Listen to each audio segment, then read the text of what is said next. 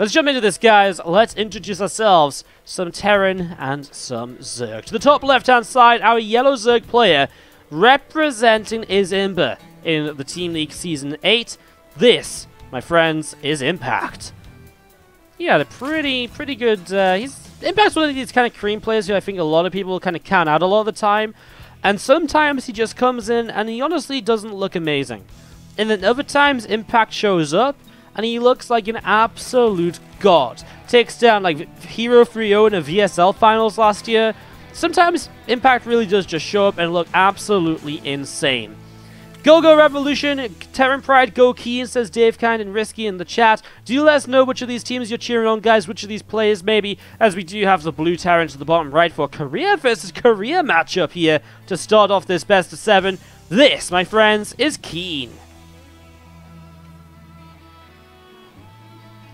Hatch, Gas, and Pool to start us off here from the Zerg play as we get into the ZVT. We've seen a couple of ZVTs so far today, of course. We had Blayu Thermal to Muslim against the Laser and Lambo. In fact, all the ZVTs have been very different. Aggression from Zergs, aggression from Terrans. We've had mech play, bio play. We've had a really good mixture of styles so far on the ZVT, which really does leave me intrigued to see what happens now going into this Game 1 between Impact and Keen. Again, an important series for these players and these teams. Let's see who will come out ahead. And as we do have just a couple of moments, let's just talk about, again, the format of the Team League Season 8. It starts with 2 groups in the main division. So this is for the main competition, the WardiTV Team League Season 8. There's 10 teams split over 2 groups of 5. Each group of 5 will play everyone else in their group in a best of 7 all-kill format. The top 3 teams from each group then advance to round 2, where the 6 teams in total will go up against each other in best of 5 Pro League matches. Because we said, hey, a lot of people come in and say, you know, all kills cool, but we'd like to see some Pro League. Other people are like, nah, I prefer all kills. So what we did is we took both, and we put both formats into the same league. In the second group stage, 6 teams go down to 4, and placing is so important in group stage 2 because as you take first place, you go straight into the grand finals of the playoffs. If you finish in second place, you go into the semi-finals, and third and fourth place play against each other in the first round of the gauntlet-style playoff, which we have in the Team League Season 8. It's a streamlined version of the Team League. It's designed to give you guys better matches from the get-go, less stomps, more close games. It removes the lesser teams earlier in the league as well. It's just designed to be a better experience for both players, managers, viewers, and everybody involved. So hopefully you guys enjoy this season. Again, this is play day 1.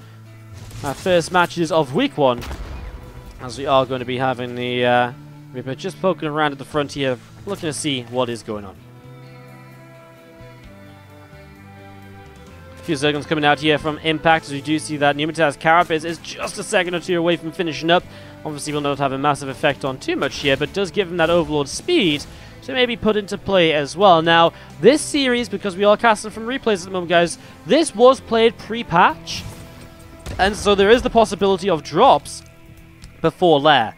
And as Impact hasn't expanded yet, throwing down a Roach Roaring, maybe we see something like a Roachling All-In with a Queen drop behind it. It's a possibility here on this one. This was played just a few days ago, just a little bit before the patch went through, and that's the reason that we have for this at the moment. So the drop's definitely a possibility, and as 4 more Overlords come up, the Roach Roaring about to finish, the Evo Chamber dropping, and only 2 bases still, I'm really starting to feel that Impact might be getting a little bit aggressive here in the very near future. 2 Hellions and a Reaper come around the right-hand side at the moment to see just what else is going on. And we are going to be seeing the Overlord just coming over to the right and getting into position as well. And a couple of Hellions are still looking to see what's happening. 2 Hellions, a Reaper, the Viking. All coming around here as we do see this Overlord is going to morph in towards a Dropperlord. There's going to be a few Lings for now. Only Roaches on the way at the moment from Impact as this aggression is coming through. And Roaches are starting to move across the map. The Queens haven't lifted up just yet, which is interesting to me. Oh, yes they have. There they are in that Cove Lord. So here we go. The Dropperlord play coming through. as we are going to be seeing this hatchery cancel, but Keen is so out of position to deal with the rest of this. Now he sees some roaches. I mean, alarm bells have to be ringing in Keen's head, right? Because he's in this game where the third hatchery was so late in the first place, nothing came into fight. Like, he has to realize something is up. Now he does have an armory, so he can make Hellbats. He starts Cyclone production too. This Banshee is not going to be amazing because the Queen's are here and there's no cloak available. So this is a very interesting scenario, as these Hellions are actually blocked out from coming in towards the natural because of the Ravagers. Keen's in a very awkward position already. Banshee will come over to the side, try and start getting rid of a few of these Zerglings right now. Ravagers continue to work their way through those through this armory, and we are going to be seeing these extra Hellbats and a Viking continue to come down in towards the natural. Queen's dropping up on the high ground once again, as we are going to be seeing, ooh, a nice anti-armor missile, but is it going to be enough? Can Keen actually clean this attack up?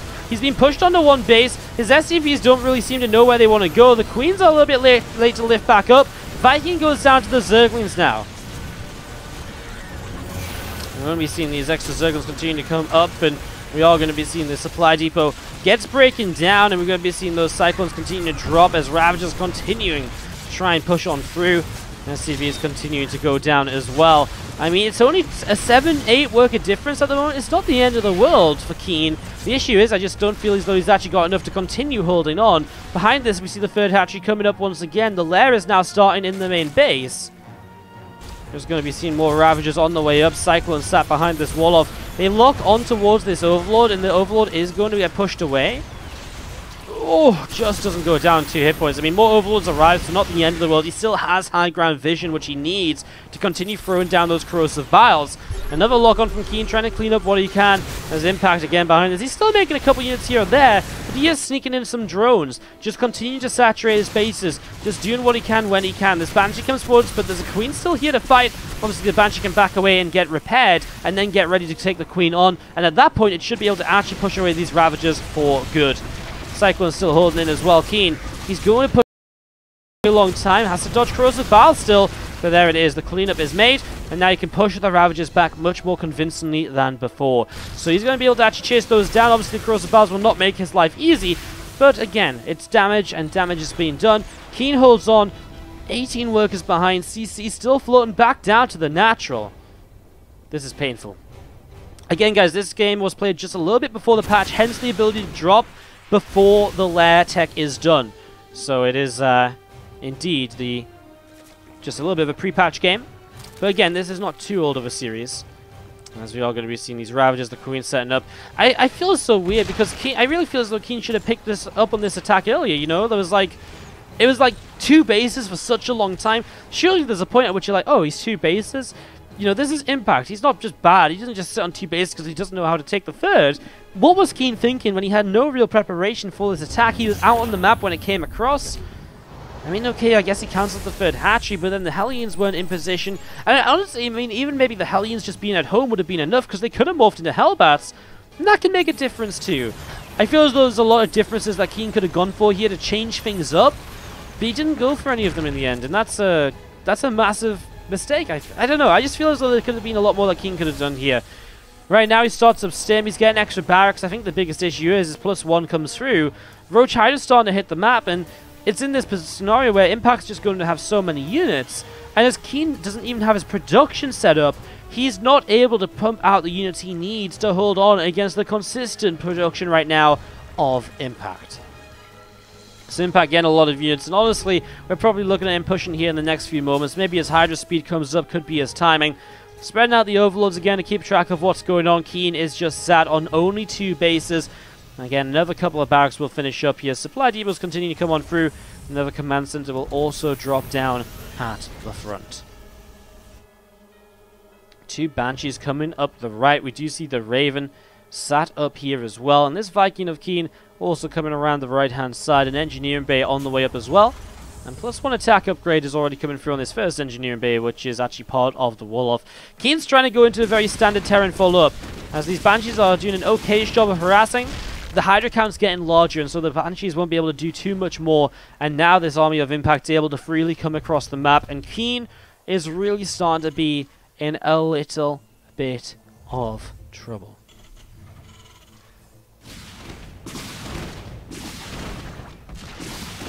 Roaches, Ravagers, Hydras continue to push this back. Another few Ravagers coming in on the center of the map.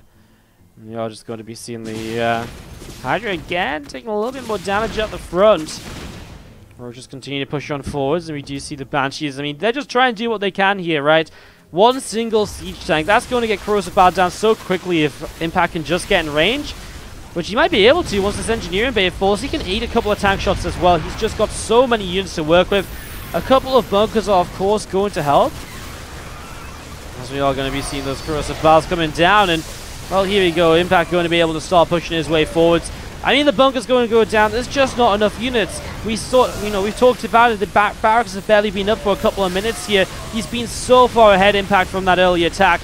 And now he's cleaned up. He just needs one more corrosive bar. The siege tank goes down. He misses it. This time maybe he'll actually get it, or he just attacks it down with the Ravagers. Either way, it's going to be good enough. GG is called, and Impact will take the first game for versus isIMBA. To the bottom right-hand side of the map, this is the red Protoss player. It is Fear. And a friend in the upper left. I'm saying friend a lot today. I don't know what it is. On the intros, I'm saying friend all the time. In the top left-hand side, the blue Zerg is Impact. Now, Impact, I'm sure a lot of you guys are fairly familiar with. But down to the bottom right, this guy is someone I don't think you guys are going to be as familiar with. Fear, he's a German Protoss player. He has had round of 32 performances at WCS DreamHack events. And he's kind of a very on and off player. Sometimes he plays a lot and he gets very good. And sometimes he just kind of takes a bit of a break because he's still fairly young as well. I think he's 17 or 18. So, yeah, he's fairly young still. He's a cool guy, though, and if you haven't seen him before, he's definitely someone who plays a lot of the Team League matches. So if you followed previous seasons of the Team League, you know, that's somewhere, you know, where you've probably seen him previously. Otherwise, it's kind of hard to see him because he doesn't play in a lot of online events nowadays. As Team League really is actually where I see him the most myself.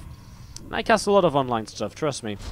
Probably throw down the gateway and the cybernetics core here on the front, as we are going to be seeing it coming across towards the upper left-hand side, just to see what is going on.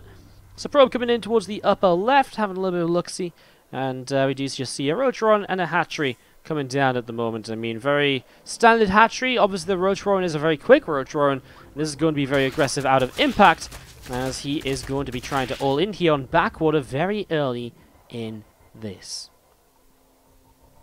Going to be seeing the Cyber Core finishing up in a moment or two. Obviously gives Fear the chance to start teching if he would like to. See what he wants to do. There's a probe actually going to be found by the Zerglings. Can he get up the ramp though? Ooh, a burrow upgrade. I love it. Very funky here out of Impact. So, going to be seeing this probe moving around and is going to just confirm this hatchery. No third hatchery though. If he goes up into the main and sees the roaches, that would be amazing for him. It will give him a lot of time to respond. And even if he goes Stargate right now, Stargate or Robo is really kind of fine for him. A little bit worrying that it's up the front, because then it's much more easily taken down. Robo would have been a lot better, because then you have the Observe, but the Stargate is still okay, because you can get a Void out to help defend, and if you can just get yourself that Oracle out to Revelate, then you can indeed defend very nicely. But let's see if he goes for it. You'll see this hatchery building. Doesn't know if that's the Queen or the upgrade, though. And did he actually see the Rotron? Oh, he did. Okay, and he sees the Evo Chamber as well. Reminder, guys, this was played pre-patch. We're casting replays here tonight. And so the Dropper Lords are available without Lair. And Impact making some good use of that so far in this series. Going to be seeing a couple of depths. Oh, that wasn't the shade they wanted. They run into some roaches just as the shade finishes. That's a nice little bait back from Impact. Doesn't actually get the kill near depths, but now they're a bit out of location. Void Ray on the way. Now, this is annoying, right? Because if one Oracle comes out and hits the Revelation, okay, great. Then the Burrow isn't as useful. But if the roaches are just absolutely everywhere, it's going to be very, very difficult to make work out, as those roaches are going to lift up and start dropping it in towards the main base. And they are going to start targeting down this pylon. Another pile on the front completes the wall off. There's the Voider, which will obviously help to defend this, but still has to get some defense over here as well, as those roaches spreading out are making things very, very difficult, as we're going to be seeing. Shield Battery will actually start to repair up this gateway. Predator boosts it as well. You get an extra Stalker out to help out against those roaches. A nice micro so far by Impact, minimizing his losses here, as we are going to be seeing him slowly but surely using that burrow to keep himself alive and to get the most out of every single one of these roaches and to trade super, super well. Roach is burrowed over here, and Fear is just a little bit all over the place at the moment. His Oracle now on the way, but again, he can only revelate so many roaches at a time. If they're this spread out, you have to wonder, would it be worth him investing in a Forge and a Cannon? Would it be worth him maybe just investing in towards the Robo already? Just to give him something here. That first revelation hits the entirety of one roach. And obviously that is nowhere near what he really wanted from this. And that roach isn't even being picked off just yet, although he is continuing to defend at the front. Yeah, I do feel like Fear's in an okay position. Okay, maybe he can't actually kill the roaches super fast, but with the more shield batteries coming up, these roaches aren't going to be able to do much more themselves. This is a big waste, though. Not actually getting the kill on the roach he did hit a revelation on. I think Fear just assumed he actually already killed that one, and he is just a little bit sloppy in that regard. But otherwise, I feel like he's doing very well. Impact will lose a roach which he just doesn't burrow. As he tries to build a gateway here, Fear gets blocked by the burrowed roach. This roach no longer revelated, comes back in. These probes are actually out of position from the shield battery, which is fairly drained of energy anyways. But in general, this is finally a defense out of Fear. 7 workers down. Zerg about to hit a third base. Uses that Evo Chamber now to go in towards the +1 missile attack upgrade. Also gets Link Speed as well. So we'll have a Link Focus follow-up as the lair comes on through. We'll see this is we'll see where this is going to go from here. Stalker pushes that roach away to the left-hand side. This roach in the main base as well continue to get a little bit more damage dealt. Simulator taking a little bit more damage too. We're going to be seeing this Oracle this time does hit the Revelation, which will have a follow-up. Does he have another Oracle building? No, he's just built a Sentry. Interesting choice. Yeah, nice to keep pulling around the place. He has a cannon now, but the cannon's not quite in range of this roach in this natural, which actually gets a probe kill. It's kind of about to finish up as well, but there's still locations you can sit here and burrow out of the location, right? Out of range of the cannon. And so the cannon wasn't the thorough answer just yet. Well, we do see Hydra's Den on the way up. I feel like Fear's maybe getting a bit too distracted now. At this stage, he's now 9, 10, 11 workers down. Army supplies are even, but what are the chances he actually is able to move across the map? I feel very low, because as soon as he moves across, these roaches pop up all over the place again. And I think that's the biggest issue. The fact Impact hasn't been able to thoroughly clean up these roaches absolutely limits him in terms of what he can do from this point onwards. Fear gets supply blocked as he kills his own pylon to give himself access forwards, but he also has to kill the shield battery. Honestly, the kind of desperation wall-off that he made hasn't worked out well. A lot of sentries warping in is very suggestive that we're going to be seeing something like a big push across the map. I'm not sure how well that's going to go. We're going to be seeing that roach taking some more damage. As we are going to be seeing this roach to the right-hand side. Just sat there, and we are going to be seeing this shield battery continue to heal on up. So Adept gets healed up a little bit further there, keeping the kind of fort held down at home. Groove Spines coming through. Just so many Hydras coming up with Spines as well. I'm not sure if you're going to see Fear actually being able to break this. He doesn't even have a Warp Prism on the map, because the Robo facility is just now finishing, so how is he actually going to be able to break on forwards? I don't think you do against this many units, and I think Fear realizes that as well. And even Impact is like, okay, definitely don't need these spine crawlers. Going to get a couple more drones back in my mineral line and cancel those. A couple hundred minerals obviously helps as well. And Fear now going to start pulling back home. But I'm getting worried for him because there's just a lot of units on the way from Impact. And Fear is just missing any sort of tech that will help out. No Twilight Council upgrades. The +1 attack is something that's coming through at least. But that's something which Impact already has himself. The Robo Bay and the second facility are on their way now. But even if this is a couple Colossus, they take a while to come out. I'm not too sure. And is it even going to be Colossus? Fear doesn't even have the gas for double Colossus. Maybe Disruptors.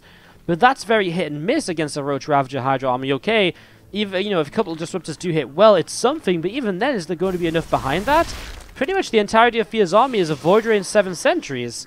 That's not a lot of firepower. And he had to kill one of his shield batteries here to break out of his base beforehand. So he's got even less healing and defensive kind of setup than what he had previously.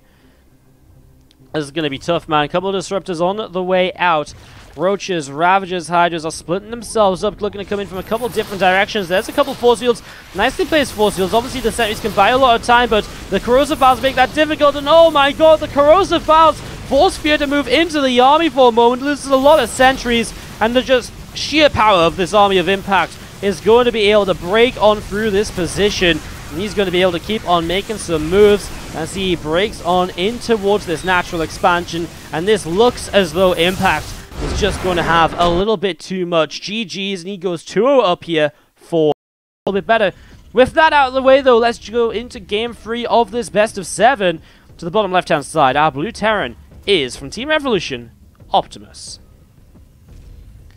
Top right, our red Zerg is Impact.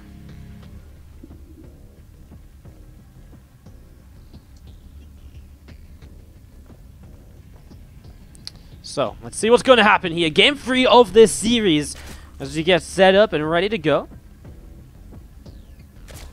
Sounds like I've got so much passion I've screwed out my voice. Man, I actually remember, so on that little video you had the little clip of Optimus winning the Season 2 SC2 ITL.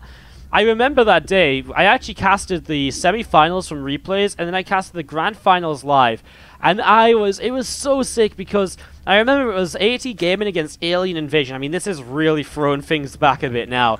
But it was AT Gaming against Alien Invasion in one of the semi-finals.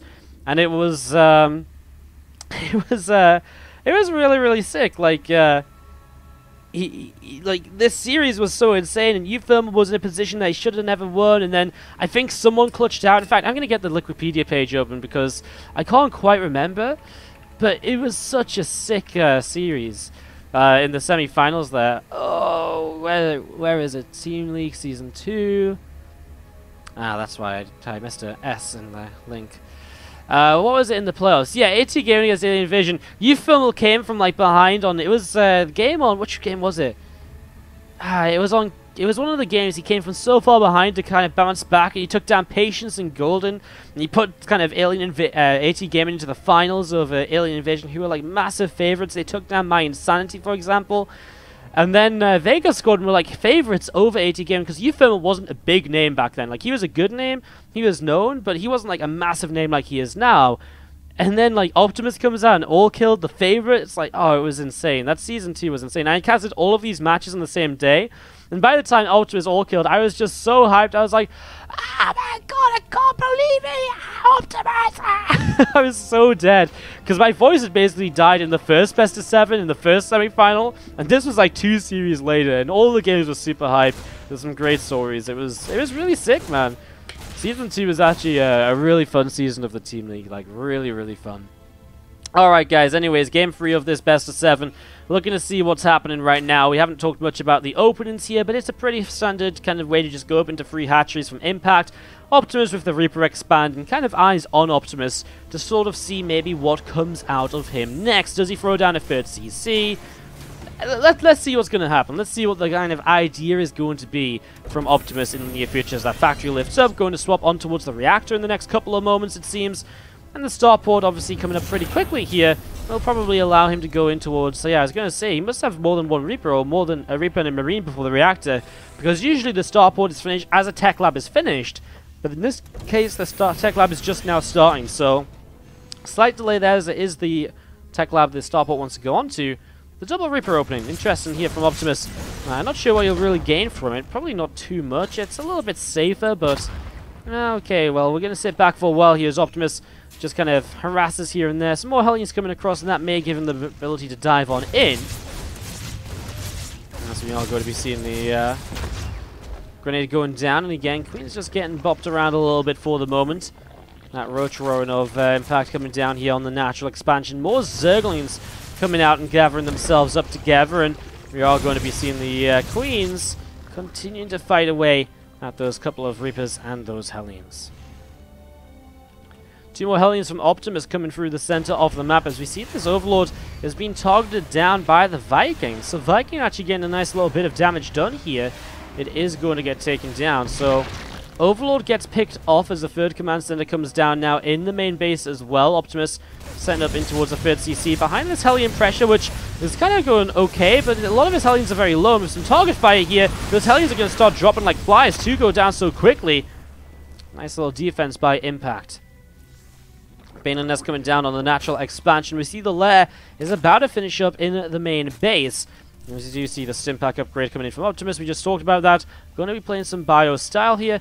In general, Optimus more recently has kind of moved away from the mech. A lot of Terran players who are enjoying mech have moved away from mech to instead start playing just kind of bio in towards like Ghost Liberator late game if you can get there. So is interesting because it's like the idea is to get into like a strong late game, but it's such a different way of getting to that stronger late game. So it's kind of fun to see how that's developed over the last couple of months in TVZ. TVZ has been pretty fresh. Obviously, Ravens are kind of a big thing right now, as you will see that Overlord gets taken down. And we do just see the Reaper grenades continue to drop down here. Reaper's getting, Zergling's getting blasted all over the place as Hellions try and juke and jive them, but at the end of the day, I think Optimus realizes it might just be worth giving them up and to focus on Macron back at home. 1-1 upgrades on the way for him. I mean, those Hellions were so low in health anyway, he'd already lost a couple of them. As we do see those Lings going to loop back around the top side and still look for just more kind of info on the map, you know, see if there's any other units around, maybe catch the Reapers at some point, take away that part of the map control away from Optimus. Two Banshees going to gather together themselves just out the front of the natural expansion.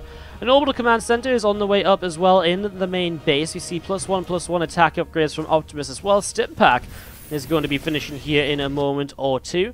And we do see Optimus with a couple of Banshees looking to try and get something more done. He had a couple of kills on these so far, but nothing too crazy. As, well, Optimus's army supply is looking pretty good, as a couple of medevacs should be coming out somewhere soon. Reactor just about to finish on that starport. That will allow him to maybe get across the map, start applying some pressure. Does he go across with the tank? Maybe. Definitely a possibility, as we see the Banshees from a distance picking away at a worker or two.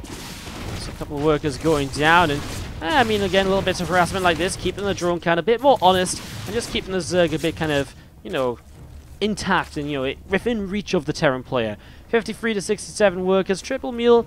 It's not ideal for Optimus, but as he catches up in the next couple of moments, it hasn't been super terrible for him. As we are going to be seeing the Viking going to be picking off an Overlord here, it seems. A couple of Hydras will be able to get rid of that Viking as well, so that Viking gets shot down out of the sky. 4th hatchery on the way in this location. So 4th hatchery coming down, and again, the couple of Reapers here from Optimus maybe thinking about jumping in towards this third base to try and grab a couple of drones before they make their exit from the game. Extra barracks from Optimus, he sets up into his mid-game army. 1-1 about to finish, so again, kind of getting to that stage where moving out on the map becomes a lot stronger for him because he has 1-1. But does he really feel confident enough to do so? I'd like to see him at least just lift up these Marines. If not to go for an attack, just to clean some of this creep spread. The less creep on the map, the more kind of difficult it is for Impact to justify being greedy. The easier it's going to be for Optimus later in the game to create further attacks, which will help him continue to put himself into good positions. It's 3 Marines through the center once again. Banshee to the top side here from Optimus, getting poked away at by those Queens. They're not allowing it to come too far forwards. You see a couple of these Crypt Humans getting picked away at. A couple of Banelings. They are going to be running on forwards as well as those Hydras helping to chase those medevacs away. And this Banshee cloaked up, continuing to poke its way through this set of Queens here. Let's continue to do some little bits and pieces right there. And we do have the nice that he keeps the Banshees alive for as long as possible, right? You know, even just kind of forcing units out of position, forcing the distraction. It makes Impact think every now and then. A scan in the main to keep track of what's going on. It's a really good scan, actually, because he gets to see this infestation pit. Gives him a perfect idea of how long it's going to be until Hive is up. So Optimus has the exact timer on when Hive should be finishing and when he needs to hit a pre-Hive timing, if he is aiming to hit a pre-Hive timing. Alternatively, it gives him the perfect time to set up in towards Ghost Lib. He'll know when he needs to make that change and switch up, again, pretty much perfectly now. So we have those medevacs flying around. This game looks as though it's going on for a little while. So, Ascorbic Acid, my man, how you doing? The 34-month free sub, one of our 10 longest subs in the channel. Top 10 longest subs. What's up, man? Thank you for the 34 months via the Twitch Prime. Get some love in the chat for Ascorbic Acid, and welcome back to the Wardy family. Really do appreciate it, mate. I'm going to be seeing these Zerglings from Impact coming over to the left-hand side, and just going to be seeing the Marines unloading here to the left-hand side on the watchtower. We're going to continue to look for a little bit more. We're going to be seeing a couple of Banes getting taken down, and Optimus just going to have to lift up and back away, but doing a good job of the drops. While he isn't necessarily making a lot of progress, doing a lot of damage, he is at least just keeping the Zerg player busy. It forces out maybe a few more units here and there. And again, we look towards Optimus. Does he go for the 2-2 timing, or does he just look to build up from here? His Ghost Academy just finished, so definitely looking more towards building up. I mean, also he didn't go for a very fast second factory. In fact, he still only is on one factory. And with only a single factory, the tank count isn't super high to maybe justify pushing across with 2-2. So it looks as though Optimus is probably going to sit back, build up that ghost count, and get ready for the much later stages of this TVZ. As you see a whole chunk of Banelings morphing in at the moment here from Impact. A few more Lings moving forwards, the Bio Sims on forwards, and actually gets a good few kills, shuts this attack down already. Impact not able to just run into this position without thinking too much about it. He's actually going to have to pull back just slightly for now. So Impact pulling away just a little bit here. More Lings coming out in towards the center of the map as this creep spread continuing to be poured out by Overlords, although, funny story, there's already creep tumors here. The Overlords aren't actually helping. Overlords, go somewhere more useful. Make yourselves useful. I believe in you. Some more drones getting taken down here. The Queens do find themselves a kill up on that Banshee. There's Impact moving around the center of the map, looking to see what direction you can come in from right here. A few ghosts set up here as well from Optimus. The sensor tower will be dropping down in a moment or two also. And we will be seeing these rocks. They get taken down again, just opening things up a little bit. Opening up the pathway. I mean, the more pathways there are for Impact, the better a game he's going to have, because it gives him more opportunities to flank, counterattack. It just gives the Zerg a lot more freedom rather than the Terran player. He's looking to minimize the directions in which a Zerg can attack from. Queen goes down here and a nice drop from Optimus is catching Impact completely off guard. Has to pull all the way back from the middle of the map to deal with this. And two more medevacs strike from the left. And this is actually quite a few drones that are going down here. Optimus finding some good damage. Sees the Grey Spire starting to morph in as well. Again, he's keeping a really good track on the timers of this game. Fungal Growth is very good there though, and he is able to get some kills because of it. Optimus doesn't get out of here with very many units, so while the damage was good, he gives up some units for it, but he's trading out these units, and again, he's continuing to use it to buy time to build up more ghosts, a much better army when it comes to fighting the later game. So he's kind of happy. Yes, he's still rebuilding some Marines, but it's the time he buys for some ghosts to come out here and there, which is really the most important thing for him at the moment. And again, Impact's been running around after Optimus for a while. What's so interesting about Impact's army is it's still fairly low tech. Yes, there's a couple Infestors here. There's 5 Corruptors. But, you know, he never went into Ultras right away, which is actually not a bad choice. You know, when there's Ghosts already coming out on the map, the Ultras are a very kind of weak unit because they get sniped down so easily. Great pick off here by Impact. Gets one of the medevacs, and the second one is so low already. This drop, which is pretty much already denied, as the first nuke of the game starts up on the production tab in that Ghost Academy. So that is on the way through here. Some of these siege tanks from Optimus just sat waiting to go. As we see Ling, Bane, and Hydra coming back in towards the center, and a few Marines up top are going to move on forwards, and they are going to try and work their way through some of these creep tumors. And again, the more creep he gets rid of, the better. This medevac went down, but at least he got some Marines out, so he gets at least a drone pull. Again, it's a distraction, you know, while Impact does over there to kind of clean that up. He loses quite a lot of drones over here, over half the mineral line. Optimus lifts up and jumps into the main base, and again, now 3-3 is done for Optimus. More ghosts are hitting the field. He is at 18 ghosts with 4 more about to arrive.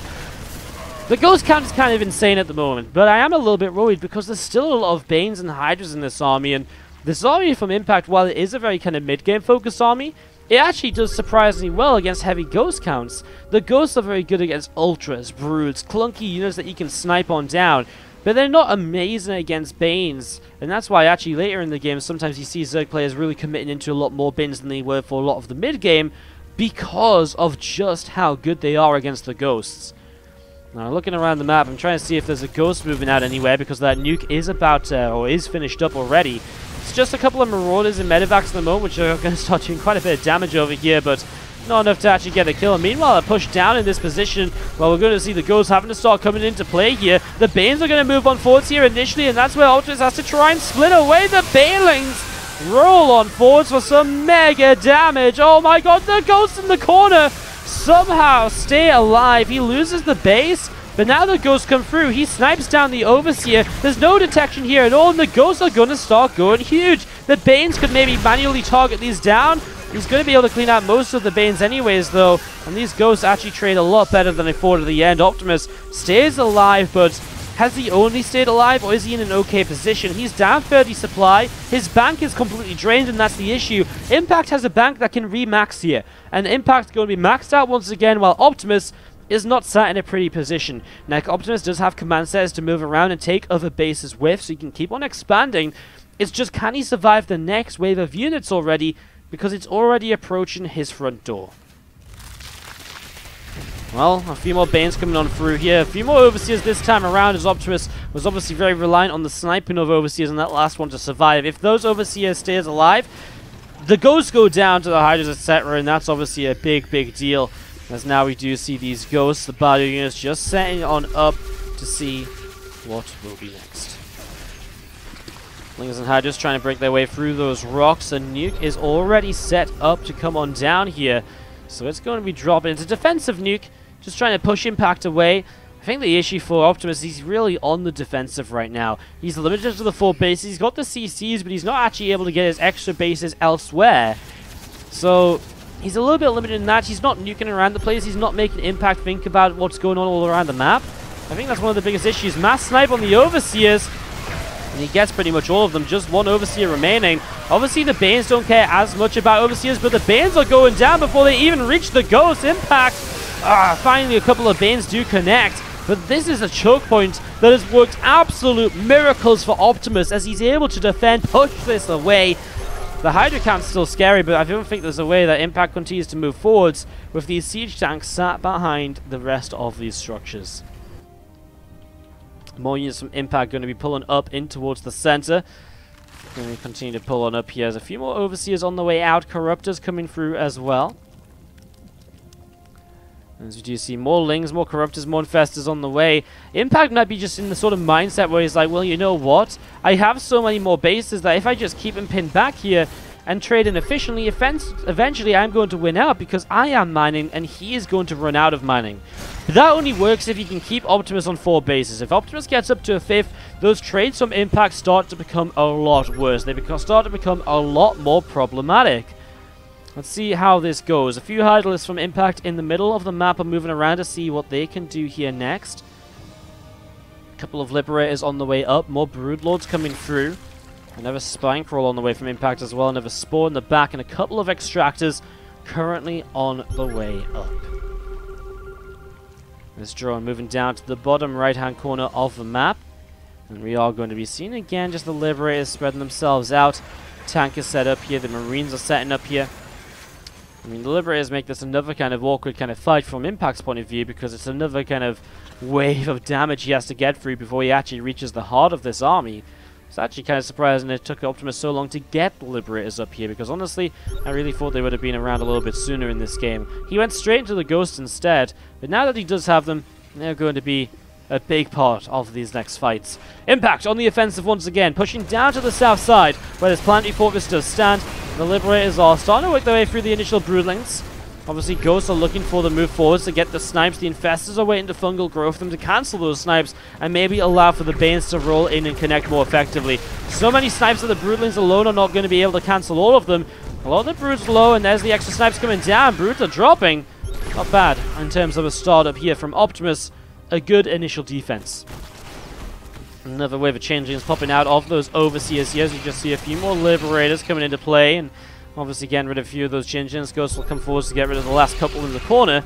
Again, here's the issue. Where's the harassment? Optimus doesn't have the nukes going off around the map. He's not denying Impact any of this economy.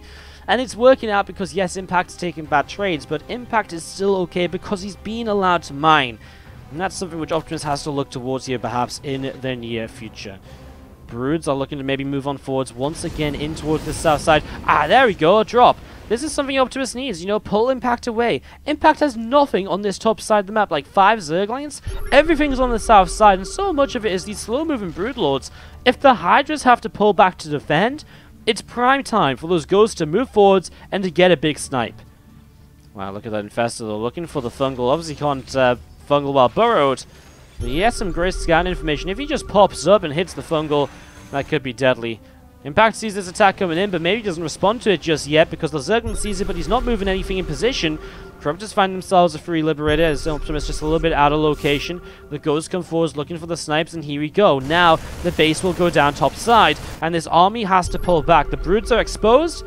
It looks as though Optimus is not going to be able to leap on that because he's still within creep spread range, right? He's still in that kind of safety zone that the Zerg's been able to create because of the control that Impact had throughout the entirety of the game. A few Banes going down as they arrive. This is actually a good trade from Optimus, cleaning up a few of these Banes. Now the Hydra's going down as well, or at least forced to pull away. Optimus is going to be very happy with this. This went really well for him. And you won't even be too sad about what he lost. I mean, 6 Marines for what? 5 Hydras, multiple Bane lanes. Got the hatchery top side. Pulled the entire army away from the aggressive position Impact was sat in for a while.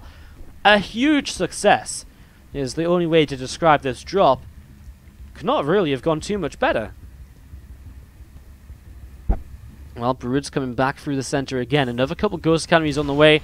As Optimus maybe looking to see, like, okay, well, that was nice. You know, if we can get a few more nukes around the map, that'd be great. He's starting to set up some Liberators harassing, and that's great as well. I mean, everything he can do to harass and slow down the income of Impact is going to be huge for him right now.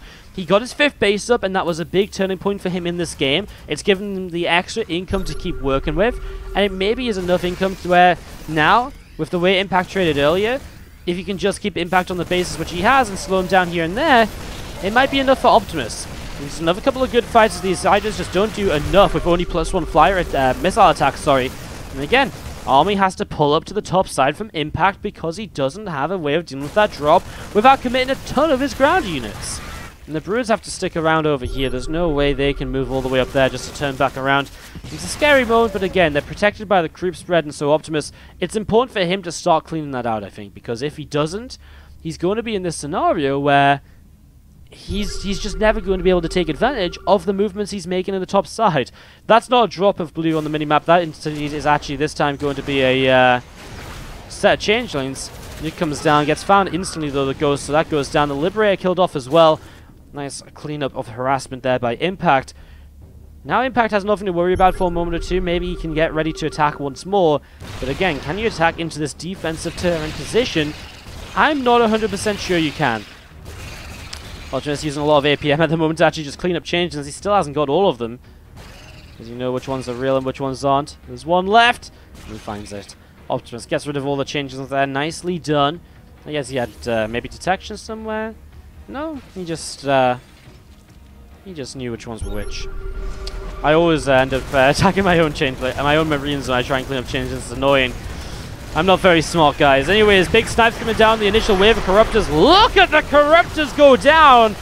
Oh my god, Impact just rebuilt 6 Corruptors, but that's his entire bank spent. He has no gas left. Here come the Balins. Oh my god, though, the Fungal Growth. The Balins roll on in, and the Ghosts are going to take heavy, heavy losses. That Fungal Growth was absolutely key here as Optimus. Can he move forwards to get rid of those Broodlords? Snipes are starting to come down. The Broods are beginning to drop. The Ghosts are starting to make it work, but they're starting to drop down as well. And not enough snipes coming in. Optimus may have just been broken. That Fungal Growth was absolutely key in this. Another couple of snipes coming down. The Broodlings continue to drop. And we are going to be seeing another couple of snipes continuing away, but it's not enough. The last Ghosts are out of energy, actually, and the Ling reinforcements are going to swoop on in and start to do cleanup. Optimus taps out as Impact will take the 3-game lead for isIMBA in this best of. The final player is Mojahid, a Canadian Terran who I don't know too much about, honestly. He's the blue Terran in the bottom right. Top left, the red Zerg. My friends, this is Impact. What's up, Printer Hands with the 16-month resub? Thank you so much for the 16 months. How are you doing? Hope you're doing well. Thank you for the continued support for such a long time. 1 year and 4 months. Crazy. Absolutely crazy. You know how crazy that is, guys? If every month had 30 days in it, that would be 480 days of being subscribed. Isn't that just insane? I think it is, personally. Abiogenesis, the map pick from Mojahid, the final player from Team Revolution. See how this is going to start going as... Well, Impact may just be looking to get this over and done with early. It's not a super aggressive build, it's gas pool hatch. But the gas pool early, obviously it could be a safety thing, but it does generally lead you into options to potentially go into more aggressive play styles. You know, you could throw down a Rotron. Those sort of opportunities are there. So we'll see what happens. And we are going to be seeing the hatchery on the way up. A couple Lings on the way. Queen on the way out from Impact. And for now, Mojahid just seems to be going for a Reaper expansion. Let's see if that's going to work out for him here on, again, such a small map, which is Abiogenesis. Such a small map.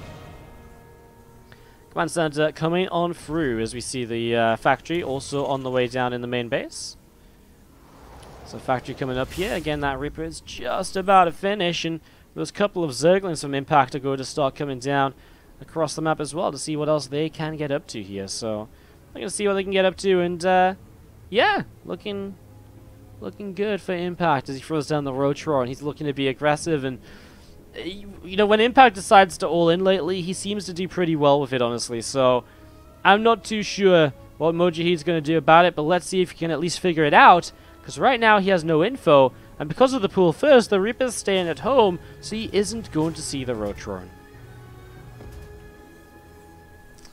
Command Center will be finishing in the next couple of moments. The link speed comes up in the main, and this will be the first roaches on the way momentarily. There we go. 5 of them on the way up, a 6th one about to start. And now we see probably just lings from here on out. I guess you could add on another roach. It's a fairly short rush distance, so the roaches can still reinforce. At some point, the ling reinforcements are going to be very powerful, though, because they just come across the map so quickly with ling speed. I guess right now more roaches is good, because you're at this stage where you continue to just rally across. But then during the fight, when you're kind of trying to play catch-up with your other roaches, lings are a lot better, so let's see how this goes. The Queen pushes the Reaper away, so Mojiheed has no info. Meanwhile, ling speed kicks in, and he actually gets an SCV and pushes the Mule back up the ramp. Armory on the way down from Mojiheed, but this is going to be seen by Impact. I don't think it's really going to kind of deter him from what he was going to do, obviously. He's going to continue coming across the map here. He's going to have roaches against pretty much just pure Hellion, which obviously maybe a couple of them can turn into Hellbats, but I'm not sure if that's really going to be enough here. 2 Hellions and a Reaper coming forwards to see what they can do. The roaches push forwards. They're going to get themselves a Hellion right away. The Reaper takes some damage, doesn't go down, but it is low. And right now, it feels as though there's just nothing to defend. The depots have to raise. And this is going to be seen. The SCVs pulling forwards, but I actually don't know if the SCVs get in time to repair the depot. They won't, because they repair the Hellions instead. But that just gives the units access up this ramp, and now the Hellions just get targeted down so quickly. They get surrounded. Lings will be pouring on in behind this, using the excess gas to morph in Ravages on the lower health roaches. And Impact loses 8 Zerglings in the process of killing his opponent here, and it really doesn't look as though he's going to be losing too much more. Nice all in from Impact. The Cyclone pops, and that's nice, but the reality is it gets targeted down. It's fully surrounded. GG isIMBA start their Team League Season 8 campaign with a bang. 4-0 with Impact against Team Revel.